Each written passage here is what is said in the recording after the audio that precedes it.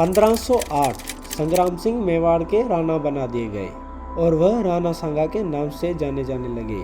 राणा सांगा अपने नाम की तरह युद्ध में निडर थे और रणनीतियों में तेज तरार। राणा बनते ही उन्होंने अपना वर्चस्व हर जगह फैलाना शुरू कर दिया।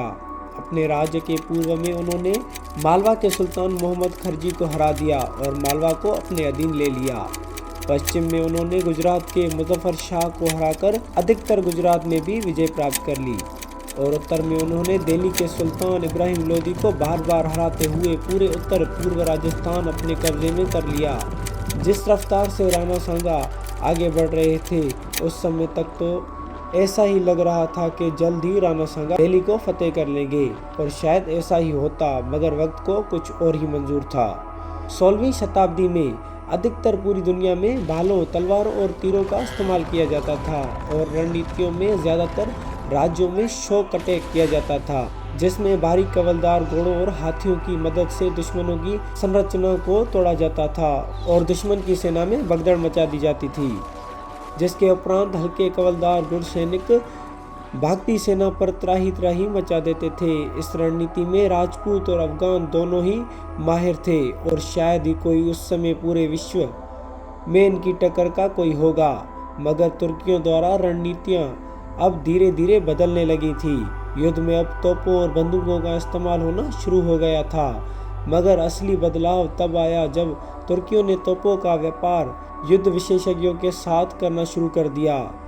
तब 1525 में उनके यह आधुनिक हथियार कपिल के तुर्की मंगोल सम्राट बाबर के पास आ गए और 1526 में उसने तोपों का इस्तेमाल करते हुए पानीपत में दिल्ली सल्तनत के सुल्तान इब्राहिम लोदी को हरा दिया और अब वो दिल्ली के नए सुल्तान बन गया। दिल्ली में कब्जे के बाद बाबर को सबसे ज़्यादा खतरा राणा सांगा से था। राजपूत वीरता की दास्तान तो उसने सुनी ही थी और इस वीरता का प्रदर्शन बाबर को ब्याना किले के कूच के दौरान देखने को मिला, जिसमें राणा सांगा की सेना ने बाबर की सेना को तितर बितर कर दिया। बाबर ने और फौजें भेजी, मगर राणा सांगा के सामने यह सब बिखरने लगी। बाबर की सेना में घबराहट का वातावरण छा गया, मगर बाबर ने सेना की और टुकड़ियों को अफगान से बुला लिया और धर्म के नाम पर कई कबीलों और राज्यों को अपने साथ जोड़ दिया।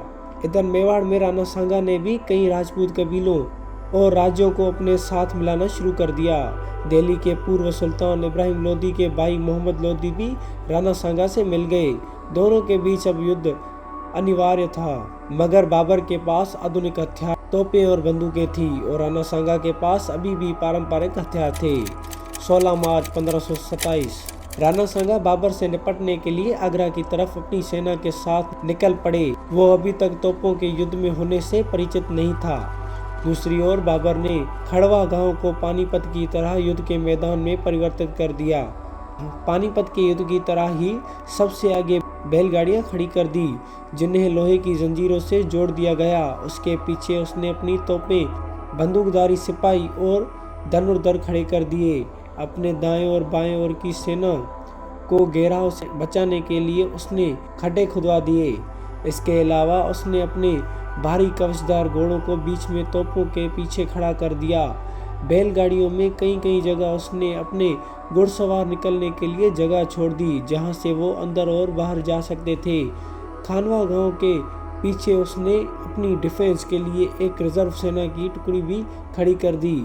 दूसरी ओर राणा सांगा की सेना 3 टुकड़ों में विभाजित हो गई और वह भी अपनी पारंपरिक नीति से झटका युद्ध के लिए तैयार हो गए। सुबह के 9 बजे जंग शुरू हो गई। राणा सांगा ने बाबर के दाईं तरफ से आक्रमण कर दिया, लेकिन बाबर की तोपें पहियों वाले चैरियट पर तैनात थी जो आसानी से मोड़ी जा सकती थी।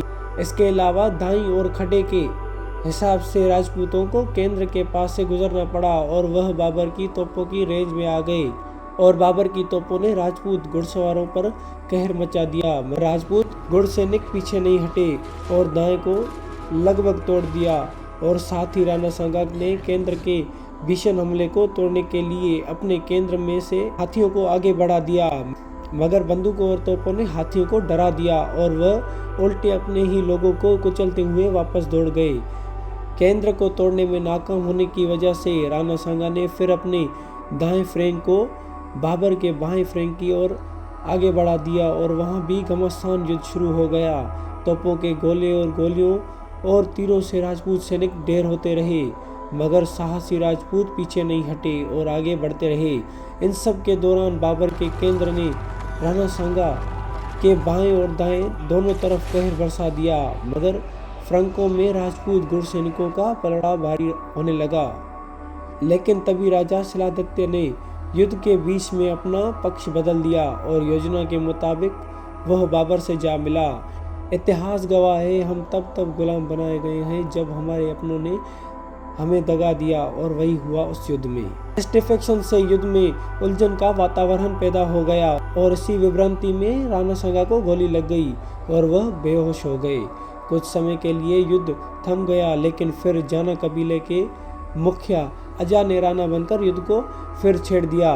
रणनीति में अजा कमजोर थे और राजपूत सेना धीरे धीरे तोपखानों, गोलियों और तीरंदाजों के सामने बिखरने लगी। राणा सांगा ने पहली बार हार का सामना किया, मगर उनके सेना नायक घायल राणा सांगा को वहां से निकालने में कामयाब हो गए। होश में आने के बाद राणा सांगा ने चित्तौड़ जाने से इनकार कर दिया और बाबर के खिलाफ फिर सेना जुटानी शुरू कर दिया। मगर कल्पी क्षेत्र में 1528 में राणा सांगा की मृत्यु हो गई। अधिकतर लेखकों के हिसाब से उन्हीं के सेना नायकों ने ही जहर देकर मार दिया था और उसका मुख्य कारण था राणा सांगा का बाबर से फिर युद्ध का निर्णय। मुगलों के नए हथियारों का कोई जवाब नहीं था और धीरे धीरे बाबर की सेना ने अपना दबदबा उत्तर, पश्चिम, मध्य और पूर्व भारत में फैला दिया।